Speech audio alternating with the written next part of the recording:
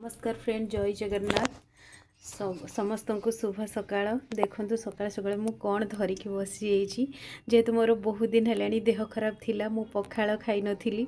तो मोर पखाळ होची मोर जीवन मो प्राण। तेणु मु आज बहुत दिन पर पखाळ धरिकी बसी जाइए। तो पखाळ सहित मु कौन कौन नहीं देखु। एठी नहीं मु आलू को चटणी करके नहीं से सोरिष तेल जीरा पियाज कंचा लंका दलिकी नहीं ये मुझे माछ को दलिकी नहीं से भी सेम जिनस देती से लंका कंचा लंका पियाज सोरिष तेल ताकू देकी दलई दीची। यहाँ मोर सबुठू फेवरेट जिनस। आठी नहीं मु परिबा भाजिकी सबु प्रकार परिबा को भाजी देची ताकू नहीं जाइए। आठी गोटे माछ को भाजिकी नहीं ता सहित कंचा लंका तो रही ही। तो एतिकी जिनस देकी मु आज पखाळ खाइबी। तो चलतु सकाळे सकाळे नहीं जा पखाळर मजा।